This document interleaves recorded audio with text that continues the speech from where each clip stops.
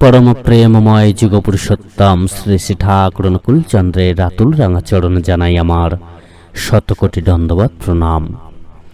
জয় গুরু সকল ইষ্টপ্রাণ দাদা মায়েরা। ভাত খেতে বসার আগে এই একটি কাজ কিন্তু অতি অবশ্যই পালন করবেন।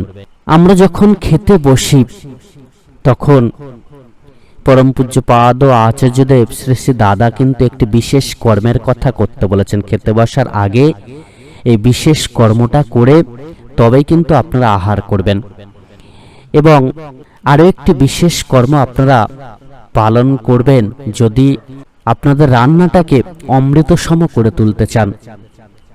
যখনই আপনারা রান্না করবেন তখনই কিন্তু এই বিশেষ কাজটা করবেন। এতে করে রান্না অমৃতসম হবে এবং যারা যারা সেই রান্না খাবারটা গ্রহণ করবেন তারা প্রত্যেকেই কিন্তু ফুর্তিময় হয়ে থাকতে পারবেন। তাদের শরীর সহজে খারাপ হবে না এবং প্রত্যেকের মন ভালো থাকবে, কেননা এই খাবারটা পুরোটা অমৃতসম হবে। এছাড়া রাত্রেবেলা ঘুমোতে যাওয়ার আগে অতি অবশ্যই এই বিশেষ কর্মটা কিন্তু করার কথা বললেন। রাত্রেবেলা বাড়ির প্রত্যেকে একসাথে এই বিশেষ কাজটা করবেন এবং রাত্রেবেলা শুতে যাওয়ার আগে, ঘুমাতে যাওয়ার আগে অতি অবশ্যই এই কাজটা কিন্তু করবেন। সবার প্রথম যেটা নিয়ে আমরা আলোচনা করব সেটা হচ্ছে ভাত খেতে বসে কোন বিশেষ কর্ম আমাদের করতে হবে। পরমদয়াল যুগপুরুষোত্তম শ্রী শ্রী ঠাকুর অনুকূলচন্দ্র আমাদের প্রত্যেককেই স্বাস্থ্য এবং সদাচার নীতি মেনে চলার কথা বলেছেন, যাতে করে আমাদের শরীর সুন্দর থাকে এবং মনও যাতে সুন্দর থাকে। শারীরিক সদাচার এবং মানসিক সদাচার দুটোর কথাই তিনি উল্লেখ করেছেন।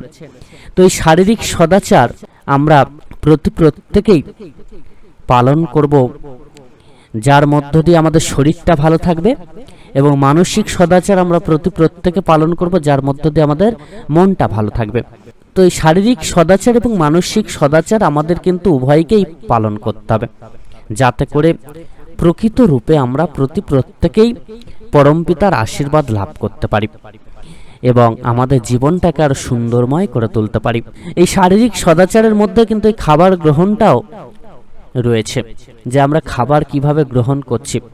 আমাদেরকে প্রত্যেকদিন যখন আমরা খাবার গ্রহণ করছি তখন একটা কথা মাথায় রাখতে হবে, খাওয়ার সময় কিন্তু কেউ হুটোপাটা করবেন না, তাড়াহুড়ো করে খাবার খেতে যাবেন না। খাবার আগে ভালো করে হাত মুখ ধুয়ে নেবেন। এছাড়া খাবার পরে আবার হাত মুখ ভালো করে ধুয়ে নেবেন। খাবারটা যে পাত্রে খাচ্ছেন সেটা যেন হাইজিনিক হয়, পরিষ্কার পরিচ্ছন্ন হয়।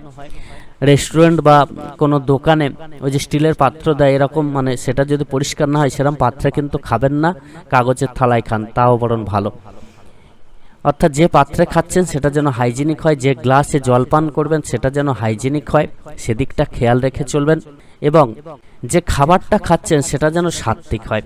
সাত্ত্বিক খাবার গ্রহণের পূর্বে আপনারা খাবারটা গ্রহণের পূর্বে একবার কিন্তু প্রণাম করে নেবেন, যে ঠাকুরের কৃপায় আমাদের অন্ন জোটে, আমরা আমাদের ক্ষুধাকে নিবারণ করতে পারি। তো তার উদ্দেশ্যে কিন্তু আমাদের প্রণাম নিবেদন করতে হয়, যে দয়াল আপনার কৃপাতে এই দুমুঠো অন্ন আমি পাচ্ছি, তো আমার প্রণাম দয়া করে আপনি গ্রহণ করুন। তো তার উদ্দেশ্যে প্রণাম নিবেদন করতে হয় এবং তাকে প্রণাম করে কিন্তু খাওয়াটা শুরু করতে হয়। এতে করে কি হয়, নারায়ণ সন্তুষ্ট হন, এবং নারায়ণ সন্তুষ্ট হওয়া মানে মা লক্ষ্মী সন্তুষ্ট হন। সারা জীবন আপনার কখনো অন্যের অভাব হয় না। পরমদয়াল যুগপুরুষোত্তম শ্রী শ্রী ঠাকুর অনুকূলচন্দ্র আমাদের প্রত্যেককেই কিন্তু এই কর্মটা করার কথা বলেছেন। যখনই খেতে বসবেন ঠাকুরের নাম করে অন্তত 21 বার আপনারা ঠাকুরের যে বীজ মন্ত্র নাম আছে সেটা জপ করবেন। কপালে হাত ঠেকিয়ে 21 বার আপনারা পরম দয়ালের বীজ মন্ত্র নাম জপ করে তারপরে খাবারটা গ্রহণ করবেন। ওই যে 21 বার যখন জপ করছেন আপনারা কি করবেন, হাতে সামান্য মানে অল্প একটু অন্ন আপনারা হাতে নিলেন, হাতটা মুঠো করে কপালে ঠেকিয়ে ঠাকুরের নাম জপ করবেন 21 বার এবং ঠাকুরের উদ্দেশ্যে প্রণাম নিবেদন করবেন, করে তারপর অন্নটা গ্রহণ করুন। এটা অতি অবশ্যই কিন্তু প্রত্যেকদিন পালন করার চেষ্টা করুন। এবার 2 নম্বর যেটা আমরা আলোচনা করব সেটা হচ্ছে রান্নাটাকে কিভাবে অমৃতসম করে তুলতে হয়, সুস্বাদু করতে হয়। পরমদয়াল যুগপুরুষোত্তম শ্রী শ্রী ঠাকুর অনুকূলচন্দ্র বারবার করে বলেছেন রান্না করার সময় আমাদের মনটাকে সুন্দর রাখতে হয়, অর্থাৎ রেগে গিয়ে রান্না কিন্তু কখনো করতে যাবেন না। মনের মধ্যে কোনো বাজে চিন্তা, মনের মধ্যে কোনো জিনিস নিয়ে আপনি ভাবছেন, বা মনের মধ্যে যদি হিংসা থাকে, অহংকার থাকে, এগুলো যখন মনের মধ্যে থাকবে তাহলে সেই মন, যে মন নিয়ে আপনি রান্না করছেন, সেই মনের সূক্ষ্ম প্রভাব কিন্তু খাবারের মধ্যে চলে যায়। আর সেই খাবারটা যারা যারা গ্রহণ করেন তাদের মনে কিন্তু এই এফেক্টটা হয়। অর্থাৎ যিনি রাগ মন নিয়ে রান্না করছেন, সেই খাবারটা যিনি গ্রহণ করছেন তার মনে একটা রাগের প্রভাব পড়বে। তো এই জন্য আমাদের প্রত্যেককে কি করতে হয়? শুদ্ধ মনে, পবিত্র মনে রান্নাটা করতে হয়। যখনই আপনি রান্না করতে যাবেন, যখনই মায়েরা রান্না করবেন, তখন কি করবেন? অতি অবশ্যই শুদ্ধ মনে আপনারা কিন্তু রান্না করবেন। ঠাকুরের নাম জপ করতে করতে রান্না করুন। এতে করে কি হয়? ঠাকুরের নাম জপ করতে করতে যখন রান্না করেন, মনটা যখন শুদ্ধ থাকে, অহংকার মুক্ত থাকে, তখন যে রান্নাটা হয় সেটা অমৃত সম হয়ে যায়।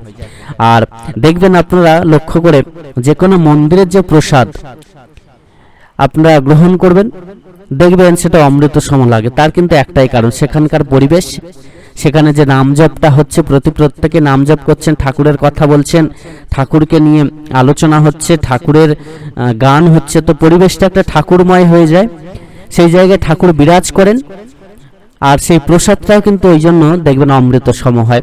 কিন্তু ধরুন এই যে খিচুড়ি ভোগ হয় বিভিন্ন সরস্বতী পূজাতে বলুন, বা বিভিন্ন যে মন্দিরগুলোতে, ঠাকুরের মন্দিরে বলুন, বা যে সমস্ত মঠে দেখবেন বিভিন্ন অনুষ্ঠানে খিচুড়ি ভোগ হয়, সেই খিচুড়ি ভোগটা অমৃত সম লাগে। কিন্তু আপনি বাড়িতে আরো বেশি, হয়তো বেশি কিছুতে বানাচ্ছেন, মশলা দিয়ে বানাচ্ছেন, যত্ন করে বানাচ্ছেন, ওই টেস্টটা কিন্তু আপনি পাবেন না। ওই টেস্টটা আবার তখন পাবেন যখন আপনি নাম জপ করতে করতে খিচুড়িটা রাঁধবেন। একদিন দেখুন, আপনারা ট্রাই করে নাম জপ করতে করতে যে কোনো রান্না করুন, সেটা সুস্বাদু লাগবে। পবিত্র মন নাম জপ করতে করতে তাই রান্না করতে হয়। আর যখনই আপনারা রান্না করবেন, এটা কিন্তু করবেন, এতে করে আমাদের মনও ভালো থাকবে, শরীরও ভালো থাকবে, আর ঠাকুরের প্রভাব আমাদের উপর পড়বে, ঠাকুরের আশীর্বাদ আমাদের উপর পড়বে। অর্থাৎ খাবারের ওপরে ঠাকুরের দৃষ্টি পড়বে।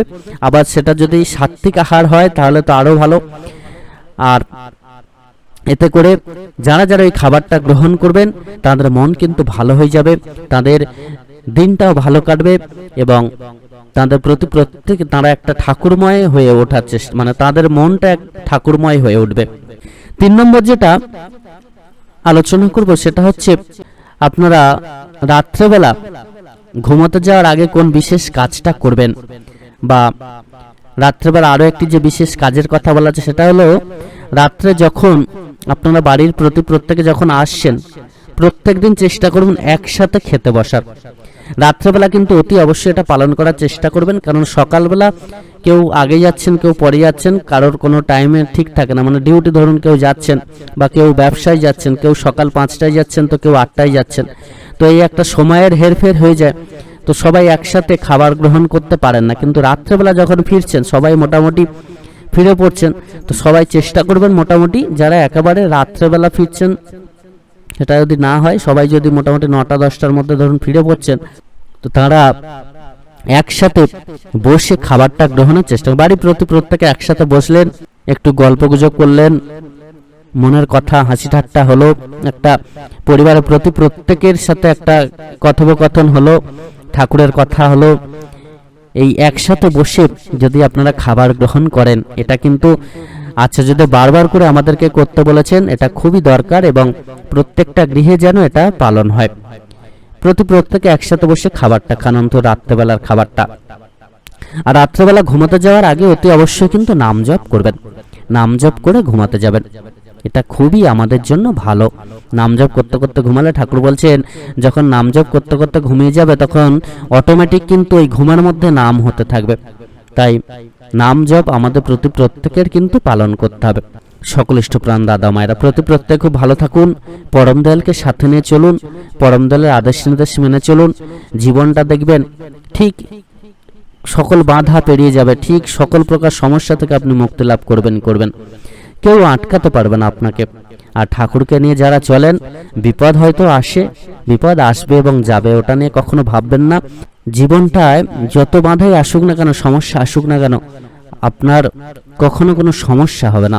সকলে ভালো থাকুন। জয় গুরু বন্দে পুরুষোত্তমম।